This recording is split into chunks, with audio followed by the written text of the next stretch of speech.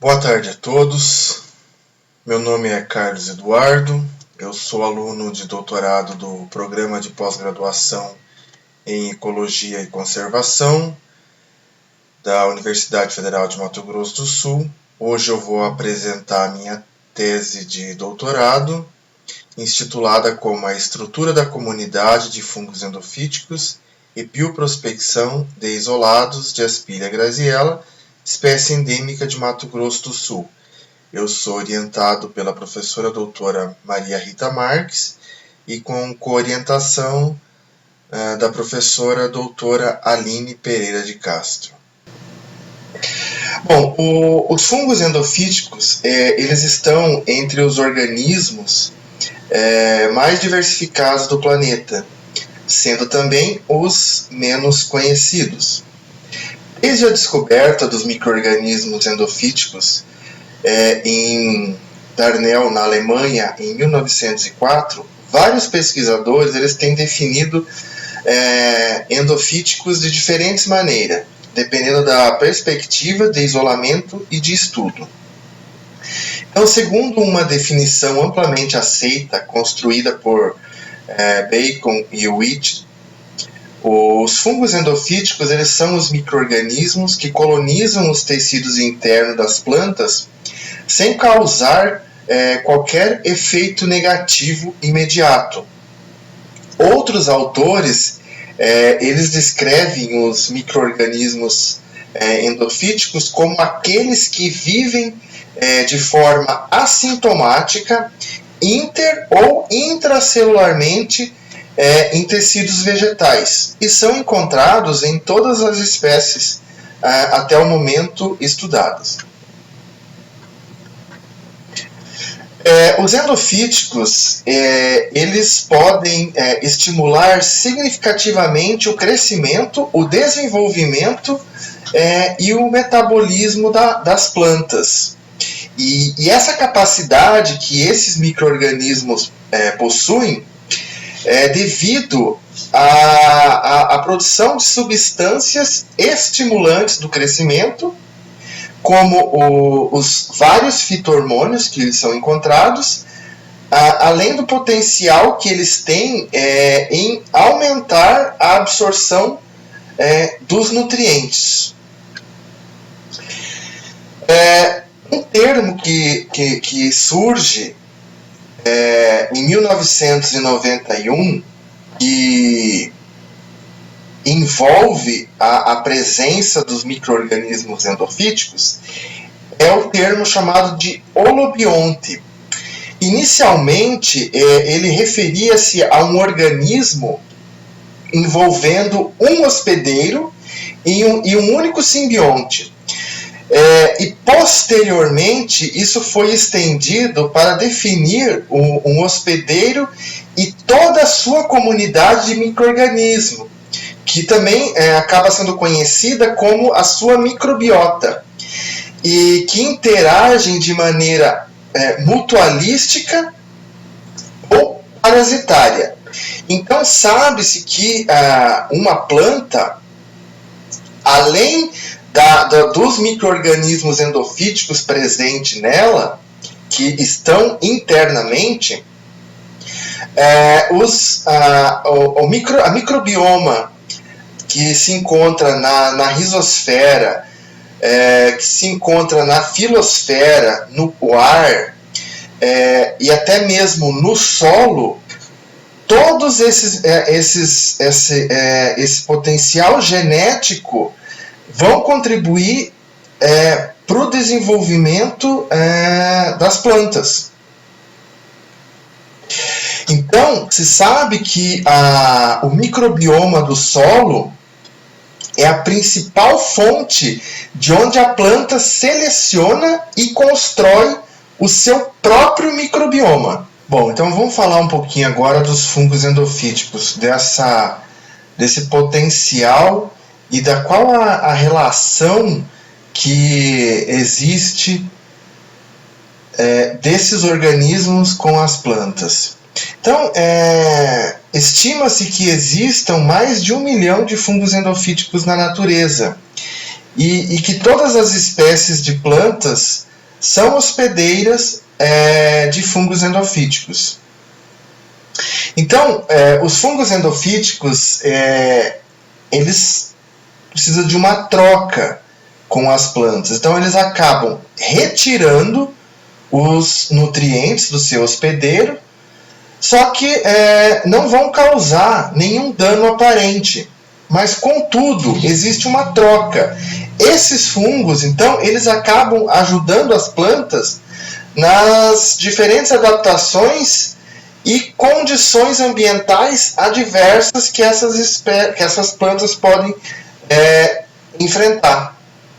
Então, quando nós falamos de estresse abióticos, a presença desses fungos endofíticos podem contribuir quando a espécie vegetal se encontra em ambientes com alta temperatura, a seca, umidade, luminosidade, com altas concentrações de nutrientes, de metais pesados, ambientes com alta salinidade. Da mesma forma, esses fungos endofíticos podem contribuir diminuindo a herbivoria por causa da produção de substâncias que podem estar inibindo.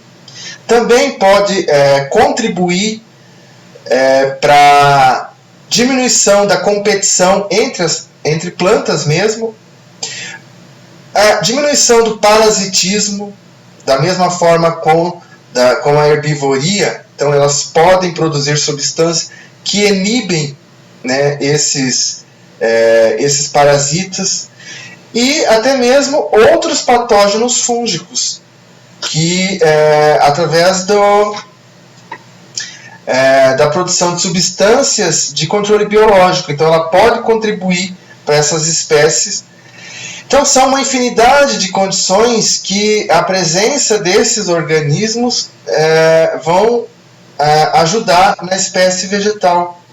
Então, o que acontece? Existe um balanço entre a virulência desses fungos e os mecanismos de defesa das plantas. Então, que vai determinar essa relação endofítico-hospedeiro. Os fatores ambientais que eu citei anteriormente, eles interfiram na estrutura populacional desses endofíticos e na sua relação com o hospedeiro. Então, pode ocorrer um desbalanceamento dessa relação que poderá, então, levar à eliminação do próprio fungo ou à sua transformação em um patógeno que aí sim vai ser prejudicial à planta, causando vários tipos de doença. Então, a enorme capacidade desses fungos em adaptar seus diferentes ambientes acaba os tornando um campo de estudo interessante, principalmente na busca de novos metabólitos. A interação fungo-endofítico-planta, ela ocorre de duas maneiras. Ela pode ocorrer ou ser transmitida de forma horizontal, onde uma planta pode transmitir os fungos para outra planta, através dos esporos que vão ser transportados pelo vento, ou mesmo através da transmissão vertical, onde a planta carrega o seu fungo endofítico, que vai ser levado para a semente. Quando essa semente é plantada, esses endofíticos já vão estar nela e aí vão se desenvolver nessas novas plantas. O que isso pode contribuir? Então, essa relação entre fungo endofítico é muito forte e a planta, né? Então, elas podem ter a produção de enzimas ou de substâncias bioativas que os fungos podem estar produzindo e ajudando a planta hospedeira, melhorando o fitness dessas plantas que esses fungos se encontram. pode mudar, moldar a estrutura da população. Então, dependendo do tipo de fungo endofítico que essa planta apresenta, ela pode estar inibindo a entrada de outros fungos que podem causar doenças, promovendo a adaptação e a evolução da planta hospedeira, proporcionando resistência, capacidade competitiva.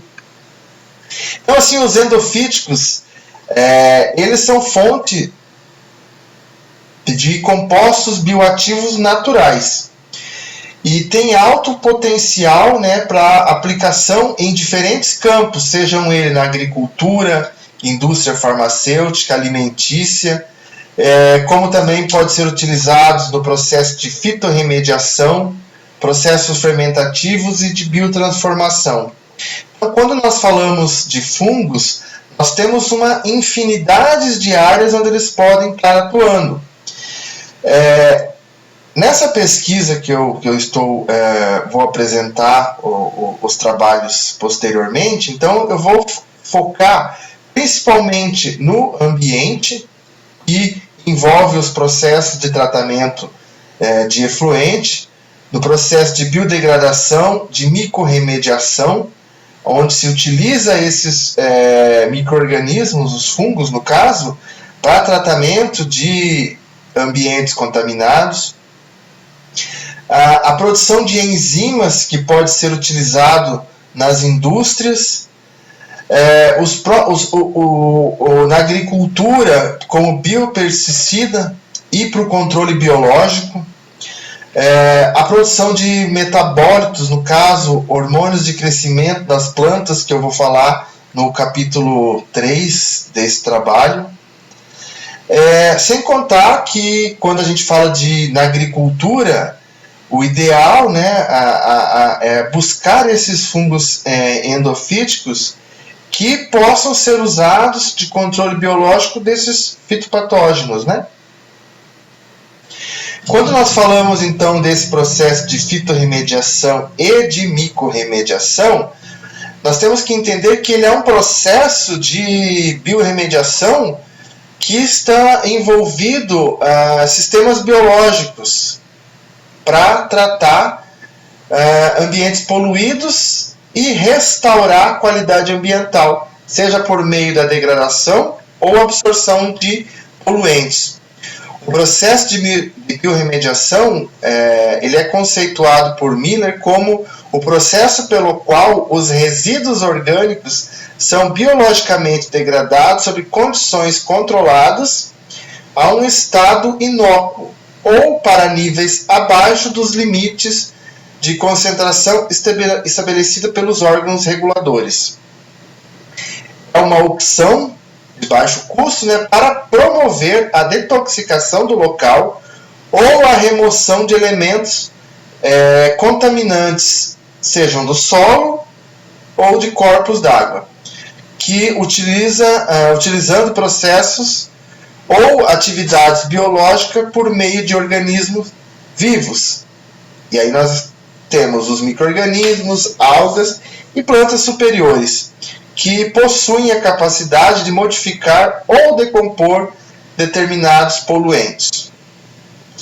A remediação de ambientes utilizando as plantas, então, ela é chamada de fitorremediação e vem demonstrando benefícios em comparação aos métodos físico-químicos tradicionais, uma vez que possibilita tanto a detoxicação através da imobilização, absorção ou acumulação de resíduos perigosos, além de proporcionar a reconstituição do local degradado. Quando nós falamos de micorremediação, nós estamos falando que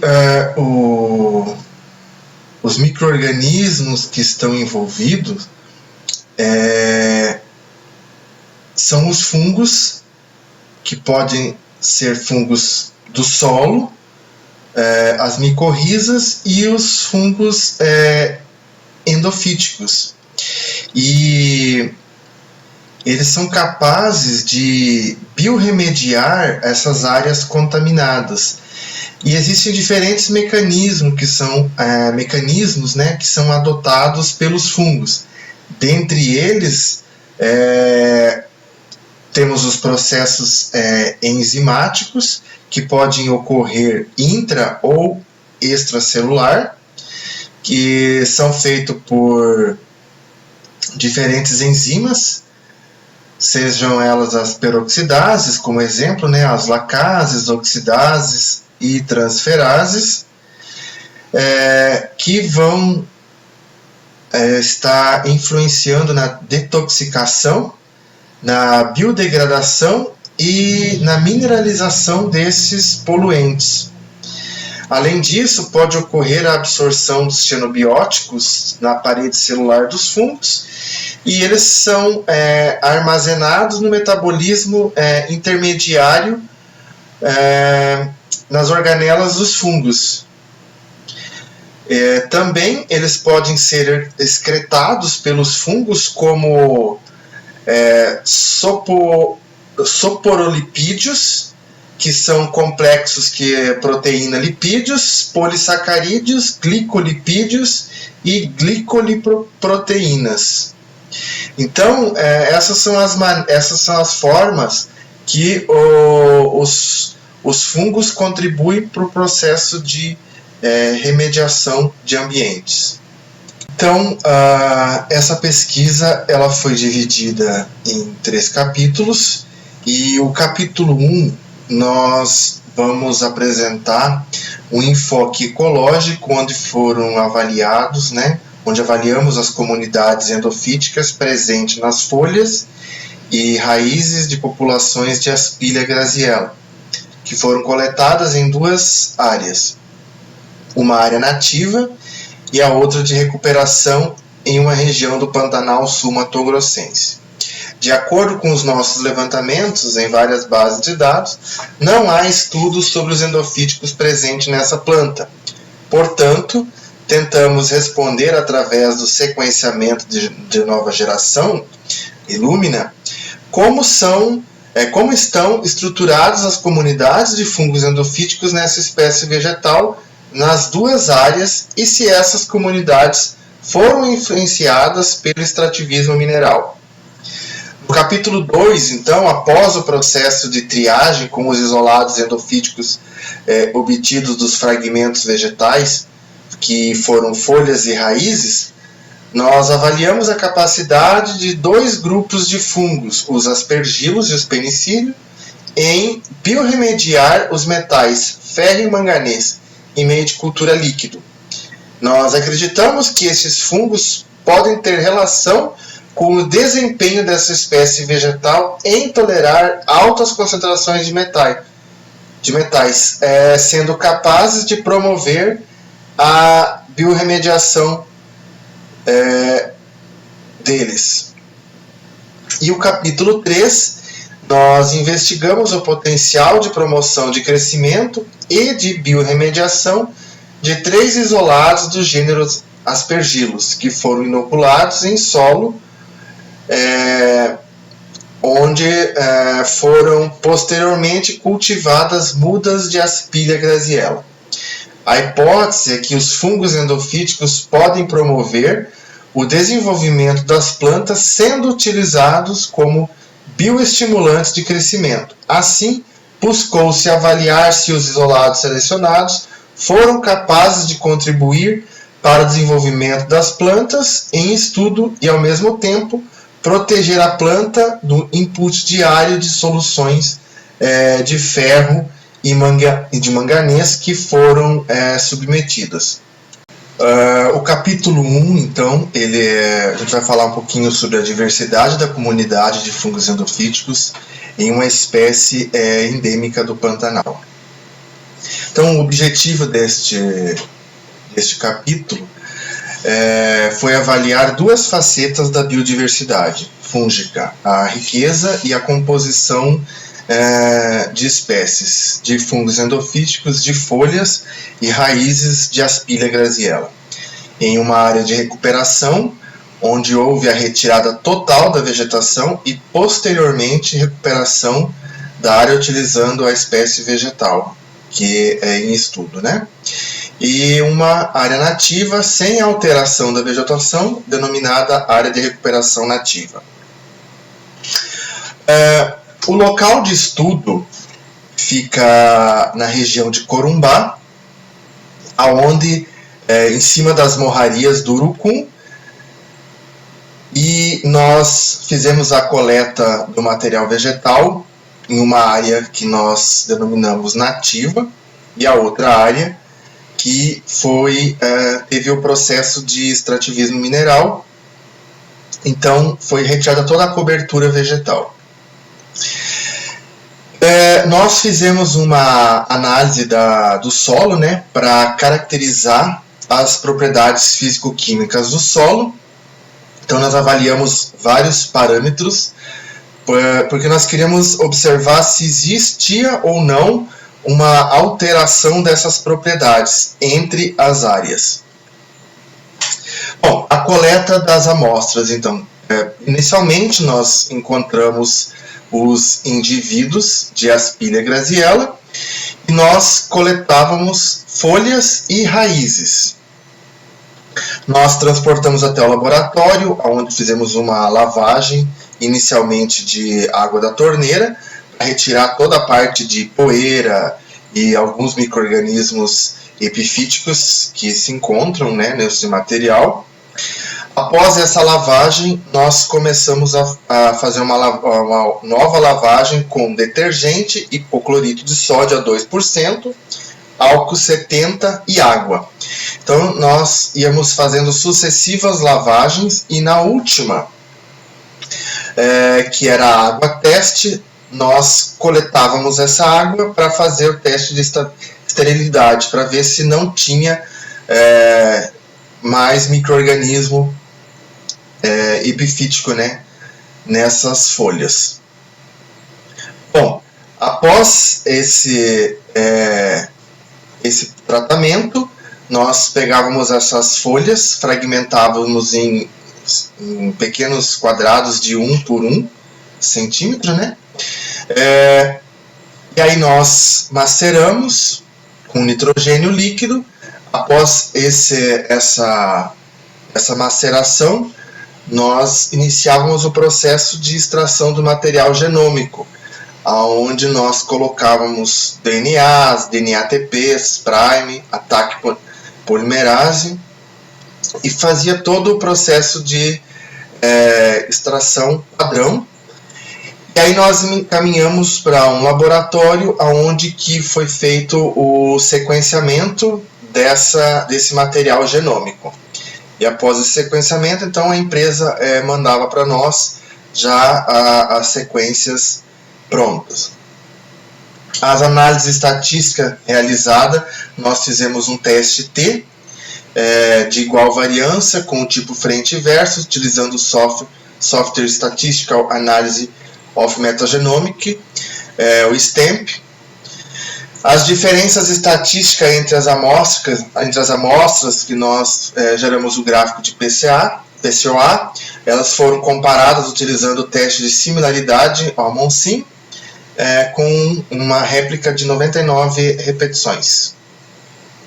O coeficiente de similaridade que nós usamos foi o Bray-Curtis, para analisar a beta-diversidade, e foi calculado para avaliar a dissimilaridade das amostras dentro e entre as amostras de raiz e folha. Foi selecionada da média de dissimilaridade Bray-Curtis, porque ela não leva em consideração a distância filogenética, então com matriz ponderada e não ponderada do Unifrac, entre os grupos amostrados, sendo o coeficiente de similaridade mais utilizado na ecologia clássica. E também foi realizada uma PCA para avaliar as características físico-químicas do solo entre as áreas. Bom, nos resultados de discussão, então, nós observamos que a partir daquelas amostras de solo, nós observamos que houve uma separação tanto do solo da área nativa quanto da área de recuperação. Então, nós observamos que houve diferença nas características físico-químicas desse solo, sendo que o solo da área de recuperação ele teve muito areia, já comparando com o solo da área nativa, que teve bastante matéria orgânica e a presença dos minerais. Nós avaliamos a diversidade da comunidade, né? Nós fizemos através das unidades taxonômicas operacionais, as OTUs. Então, quando nós recebemos esses dados, nós observamos que nós tivemos 1.136.278 sequência da região ITS, e que foram agrupadas, então, e tivemos no final 4.611 OTUs, que é as unidades taxonômicas operacionais. Então, dentro dessas unidades taxonômicas que nós observamos, das amostras de folha da área nativa, nós tivemos uma variação entre 183 a 263 OTUs, e da área de recuperação, as folhas da área de recuperação, nós tivemos de 200 a 282 OTUs nas amostras. Quando nós comparamos as OTUs das raízes, nós observamos que ela variou de 115 a 285 na área nativa e de 156 a 348 da área de recuperação. Nós observamos, né, que o gráfico de rarefação praticamente quase atingiu o platô de saturação, tanto das amostras de raiz e de folha. Aí nós observamos, quando comparado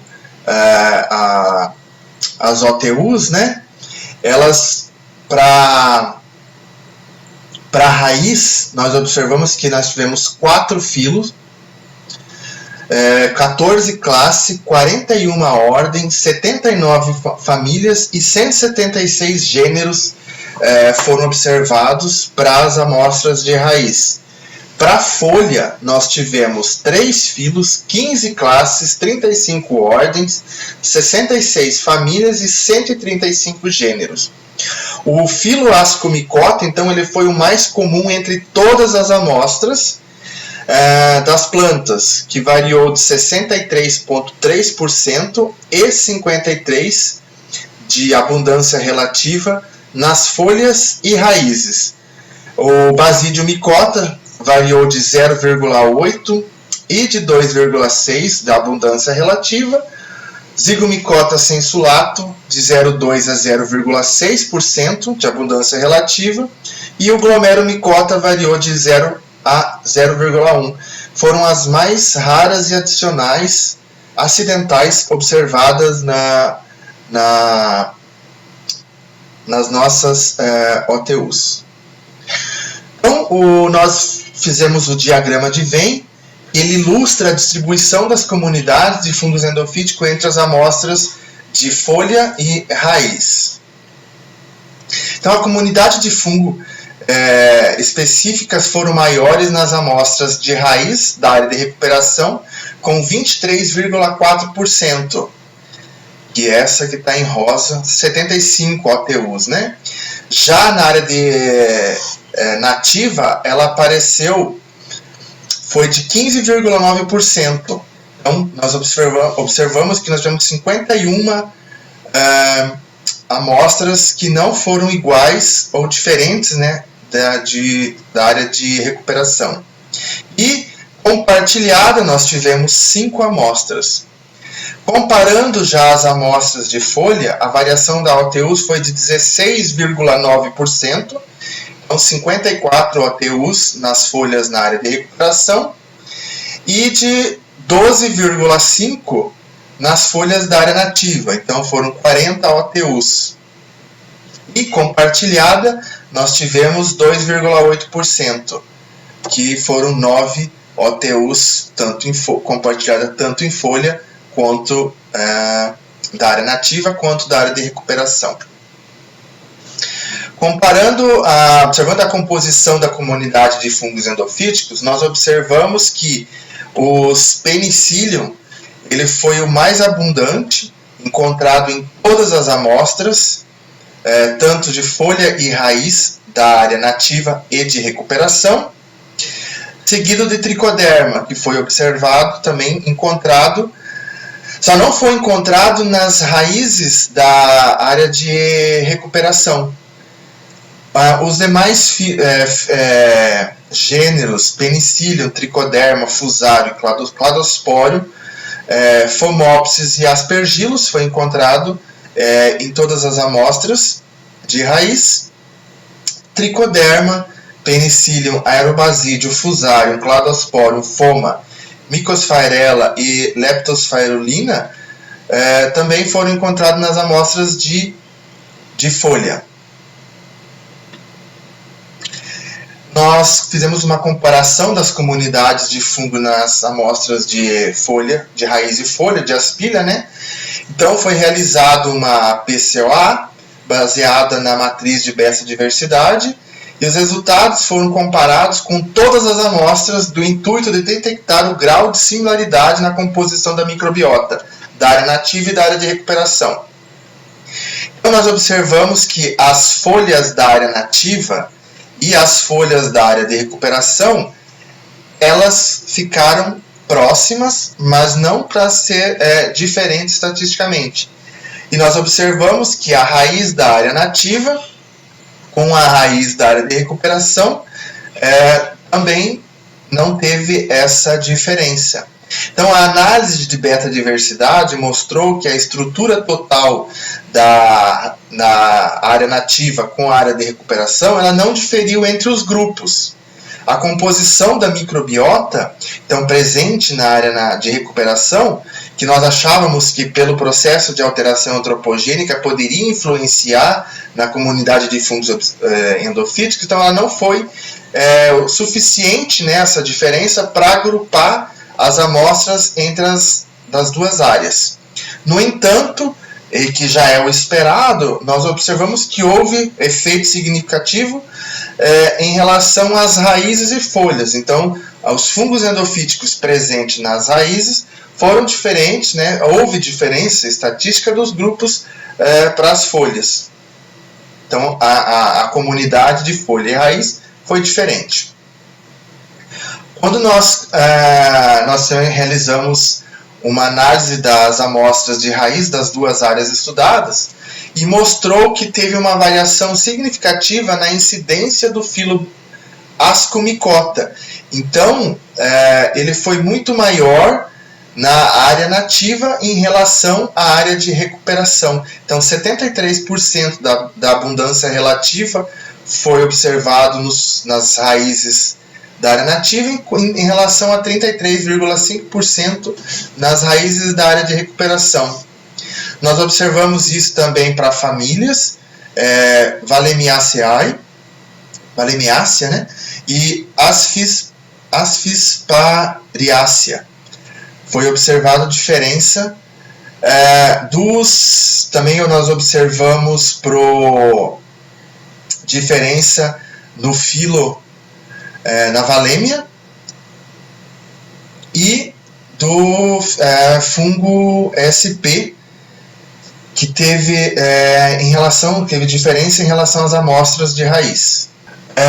Nós também avaliamos se houve diferença entre as amostras de raiz nativa e raiz de recuperação. Então, a análise das amostras de raiz das duas áreas estudadas mostrou uma variação significativa na incidência do filo Ascomycota, que apresentou uma abundância relativa de 73% na área nativa e de 33,5% na área de recuperação.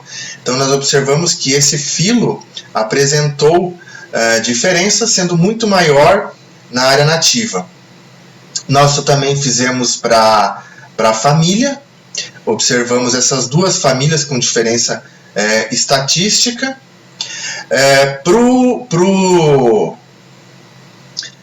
Para o gênero, no caso Valemia, nós observamos que ele foi encontrado na área nativa e não foi encontrado na área de recuperação.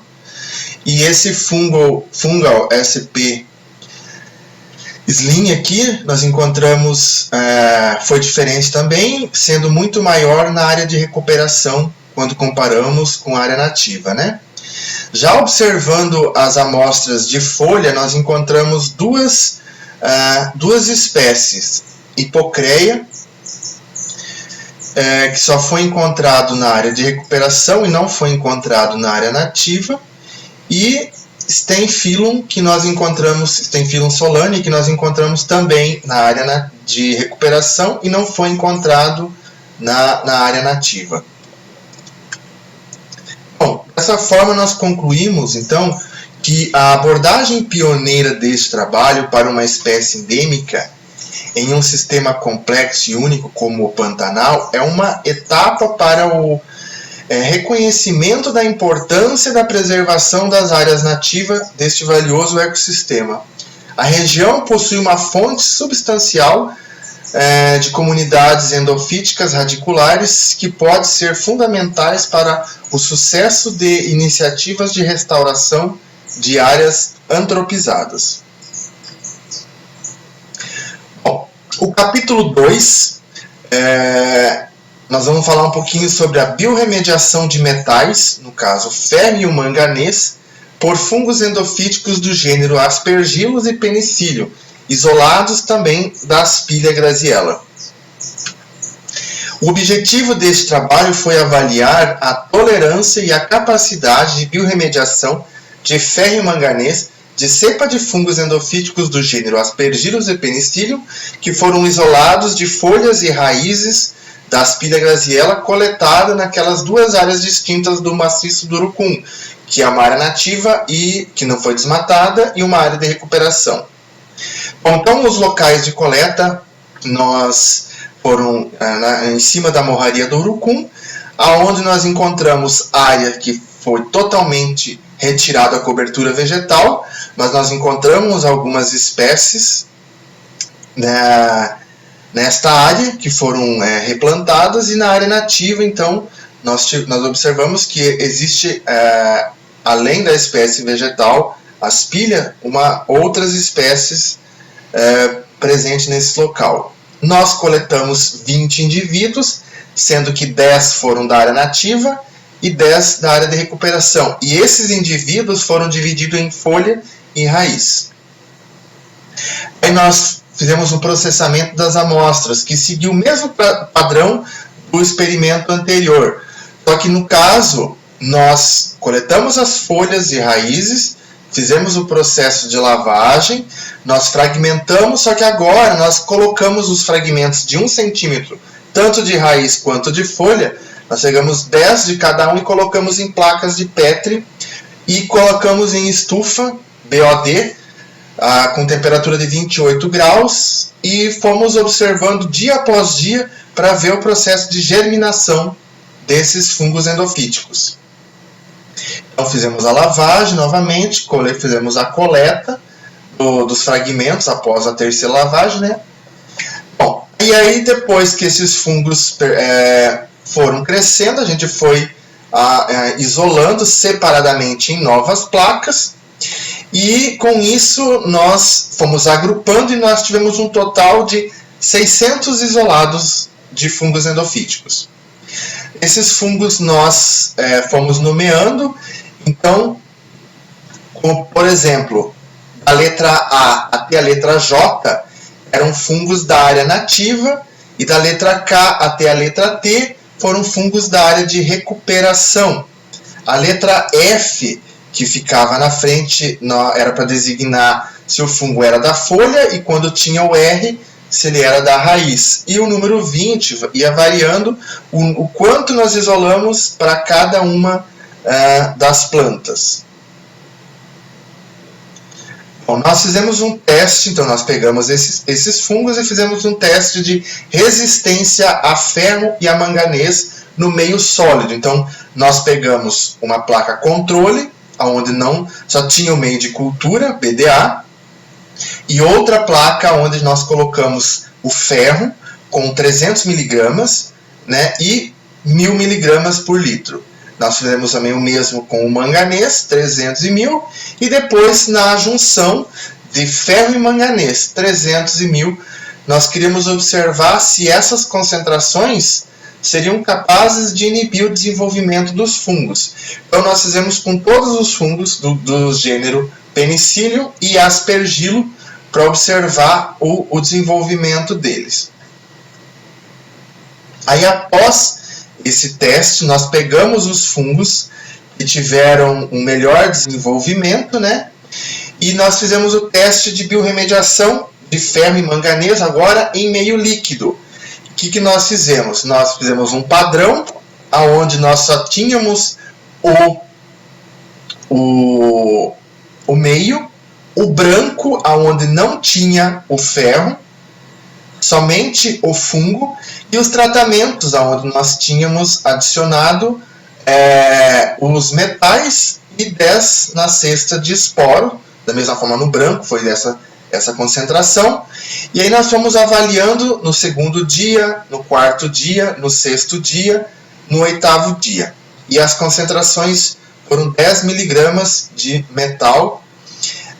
Após esse período de 2 dias, as amostras elas eram filtradas, e depois nós fizemos a leitura em espectrofotometria de absorção atômica no laboratório do LAPA na UFMS. Fizemos isso para o quarto dia, para o sexto dia e para o oitavo dia. Então, após a coleta, nós avaliamos a abundância relativa das morfoespécies de Aspergillus. Então, nós observamos que plantas da área nativa, elas tiveram 28 Aspergillus, 32 Penicillium, totalizando 61 endofíticos mais uma Emericella, que é uma forma pertencente ao grupo dos Aspergillus, né? Nós observamos que as plantas da área de recuperação, nós tivemos 38 Aspergillus e 8 Penicillium.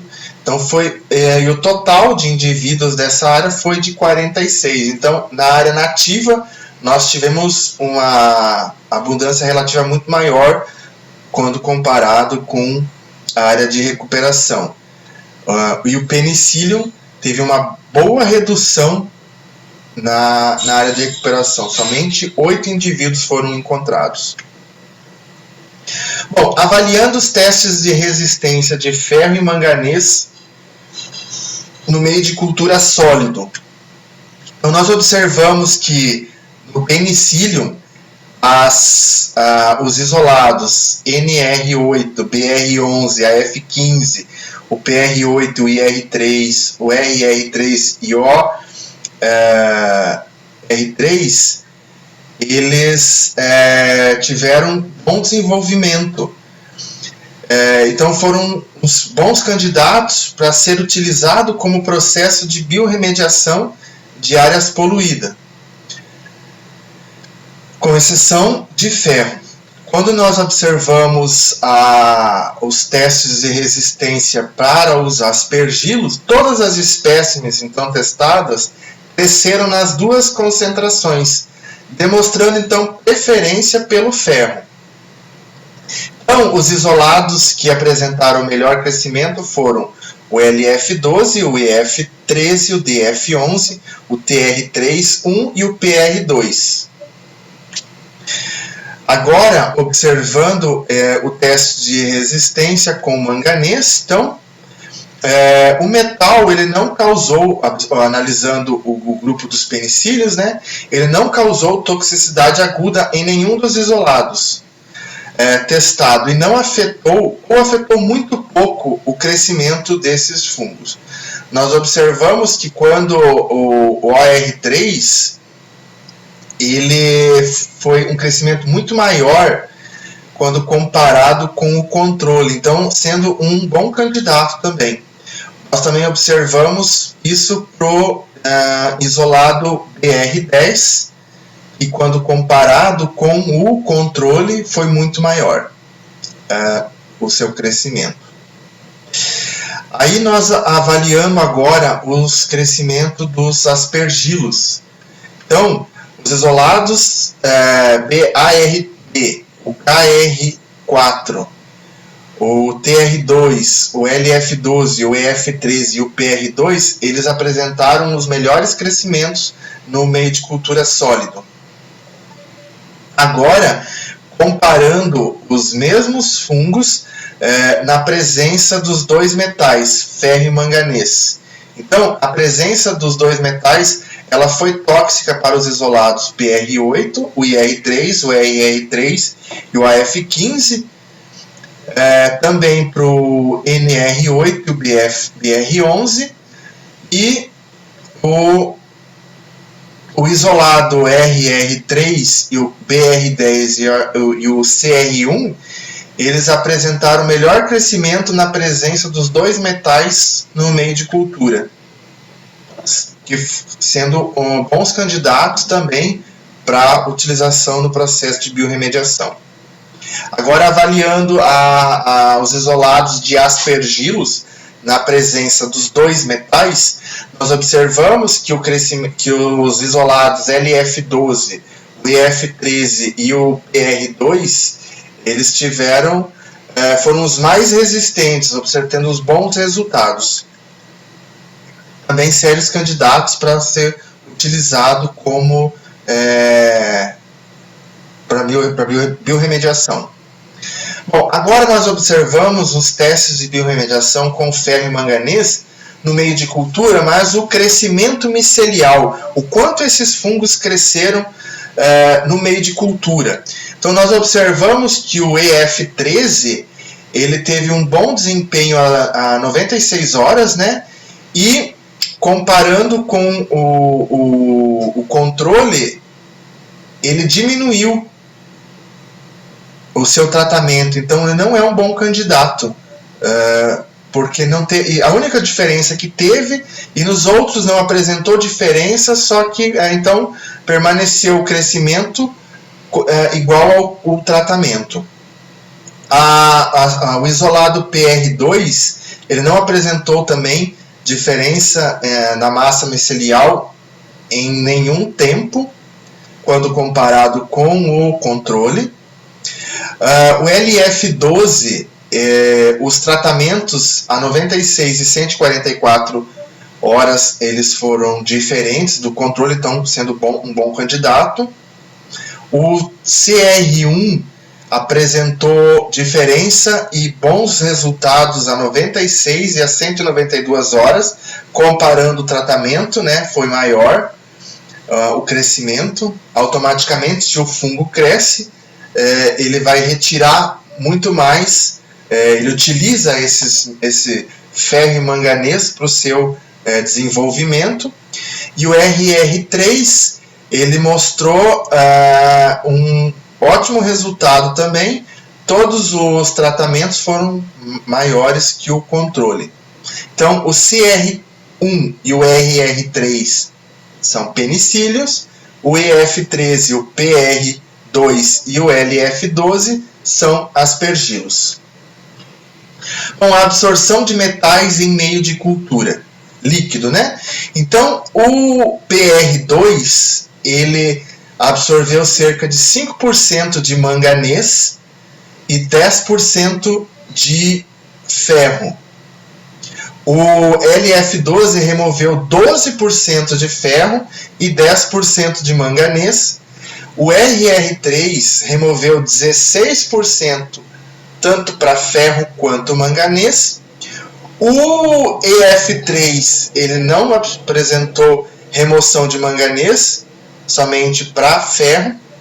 E o isolado CR1 se destacou dos demais, removendo em torno de 24% de manganês e mais de 60% de ferro, indicando ser o melhor agente de biorremediação dentre todos os isolados que foram testados nesse trabalho. Então, como conclusão, nós tivemos que o processo de exploração mineral pode ser um dos fatores para a redução da abundância dos fungos endofíticos do gênero Penicillium em Aspilia graziella, que foi encontrado neste trabalho.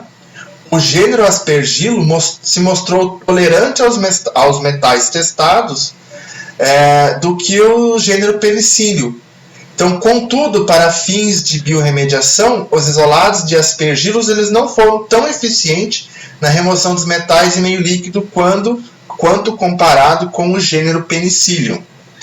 O isolado RR1 do gênero Penicillium, ele mostrou ser eficiente para a remoção de metais, principalmente de ferro, dentre todos os isolados testados, indicando estes que o mesmo apresenta um alto potencial para a biorremediação de ferro.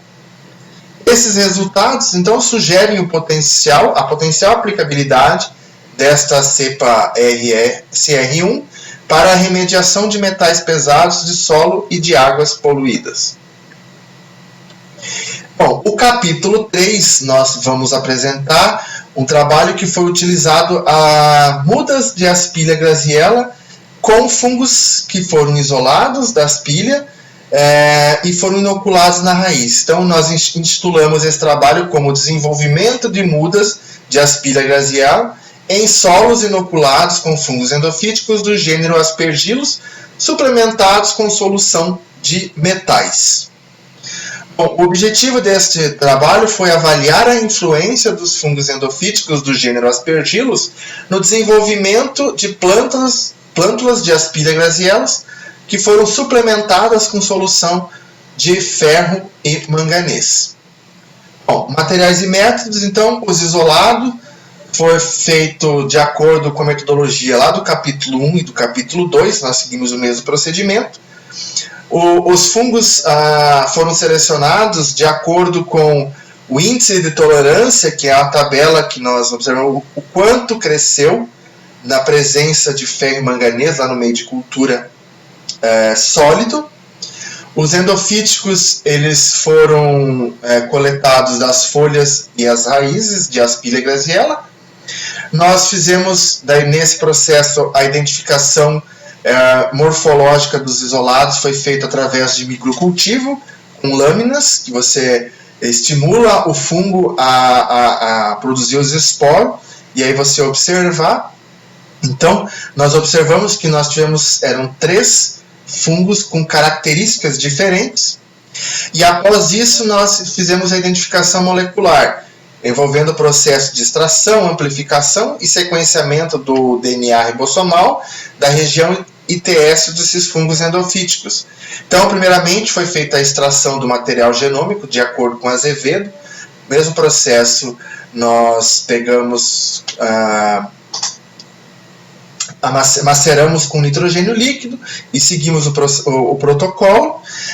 Nós utilizamos para amplificação da região ITS 5.8 e ITS2 o Prime ITS1 e 4, e também, como de outras pesquisas mostram, o Prime beta-tubulina também pode ser utilizado para chegar a nível de espécie desses fungos do gênero Aspergillus. Nós fizemos o processo de detecção de sideróforos, que sideróforos nada mais é do que moléculas, pequenas moléculas que possuem grupos funcionais que se ligam aos íons férricos. Para isso nós fizemos um screening inicial para ver se os fungos iriam produzir ou não. Nós utilizamos como metodologia o método cromo-azurol, SCAS, e nós tivemos como resultado a porcentagem de unidade de sideróforos. Os sideróforos, as principais classes são os sideróforos catecolato, carboxilato e hidroxamato, e a função deles, na verdade, é de solubilizar e de sequestrar esses metais. Bom, a influência dos endofíticos no crescimento de mudas de Aspilia graziella suplementadas com soluções de ferro e manganês. Então, nós tínhamos as mudas de Aspilia graziella, nós colocamos 1 ml de solução de esporo, uma concentração de 2 × 10 nas cestas de conídeos. Nós deixamos 5 dias na ausência dos metais, é um período que nós utilizamos para que a planta e o fungo se aclimatassem, né? E eram regados com 100 ml de solução 2 vezes ao dia.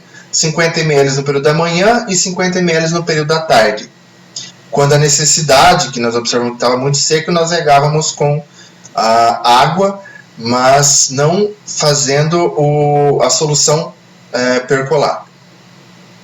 Nós tivemos os tratamentos controles, que nós denominamos como C1, que era o controle na ausência de fungo e metal, o C2, que era o controle na presença de fungos e ausência de metal, e o tratamento T1F, que era ferro na ausência de fungo, o T2, que era o ferro na presença do fungo. Da mesma forma, nós tivemos o T1 com manganês, né, ausência de fungo, e o T2, manganês na presença de fungo. Nós fizemos isso em caso de vegetação, na UFMS, e as respostas da planta que nós tivemos após 30 dias, que foi o período de desenvolvimento com os fungos no solo, nós observamos o comprimento da raiz, número de folha, distância entre nós, diâmetro do caule, altura da planta, peso total de raiz, peso total da parte aérea, o ganho de biomassa, a massa seca da folha, massa seca de raiz, matéria mineral de folha e matéria mineral de raiz.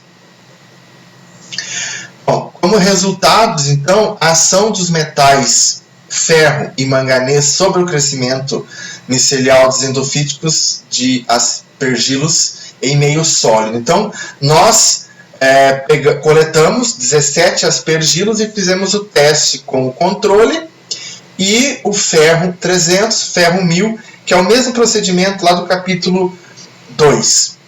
Então, nós observamos que o SP1 e o SP2, que eram os fungos de raiz, e o SP11, eles apresentaram os melhores índices de tolerância às concentrações que nós testamos de ferro e de manganês.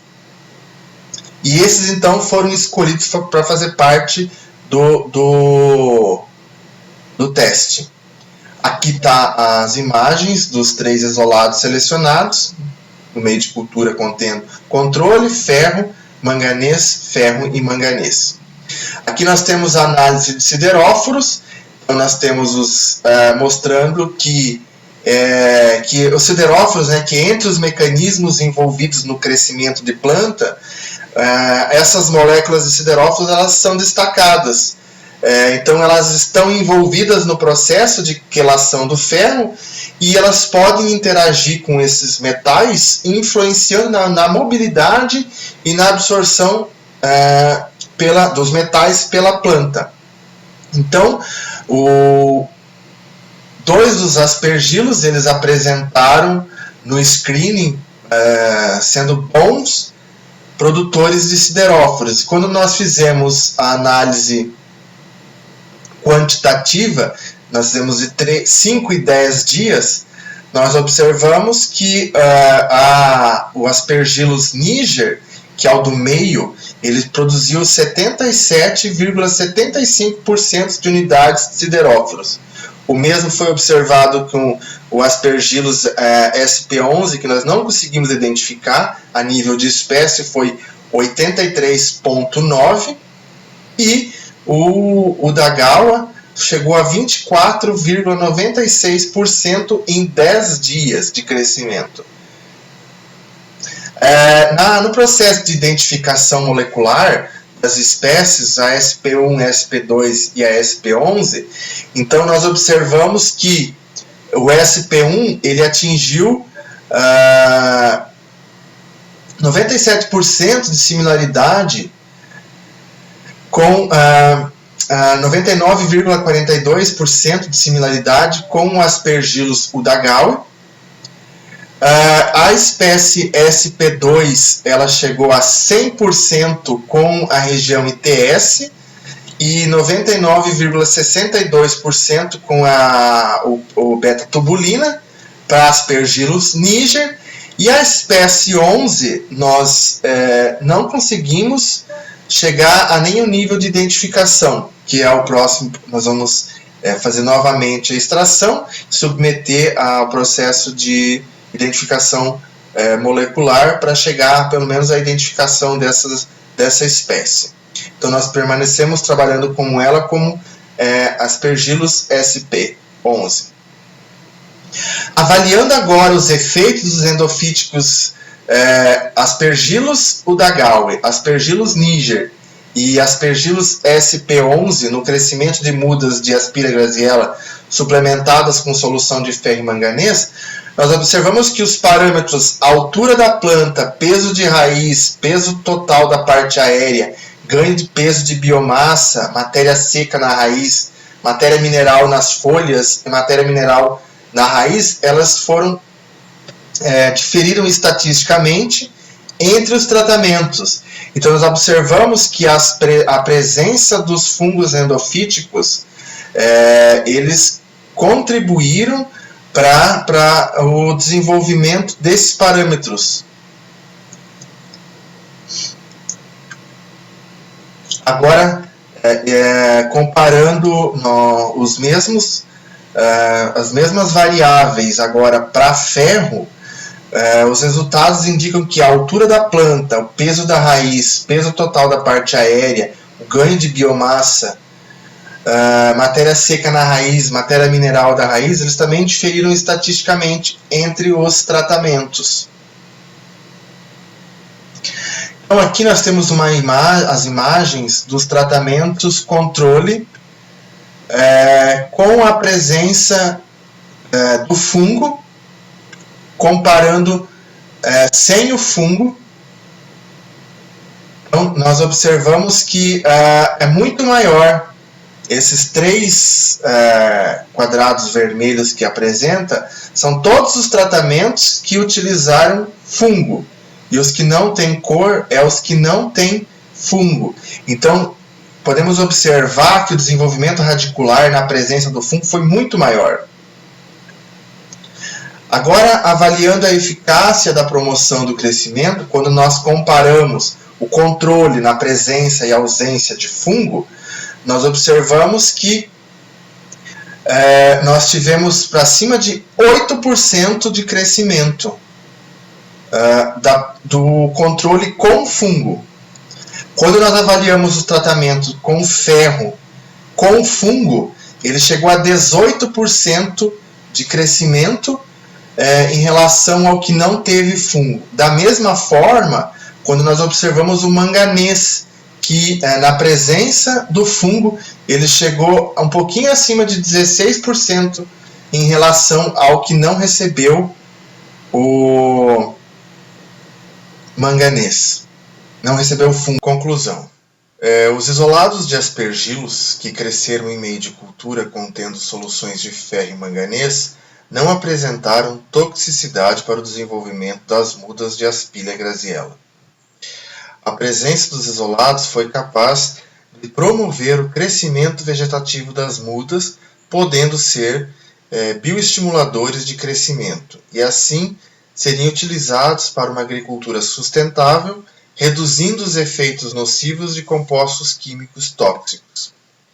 Mais estudos são necessários para propor um método de preparação de uma bioformulação e revelar os mecanismos de promoção de crescimento das plantas para os isolados de aspergilos. Seria essa a minha apresentação. Eu gostaria de agradecer à Universidade Federal de Mato Grosso do Sul, ao Programa de Pós-Graduação em Ecologia e Conservação, à Universidade Católica Dom Bosco, ao Museu Emílio Guild, à Fundect, à CAPES, à Mineradora Vale e ao CNPq. E também não poderia deixar de agradecer a todas as pessoas que contribuíram, de certa forma, de alguma maneira, com a realização deste trabalho. Eu agradeço a todos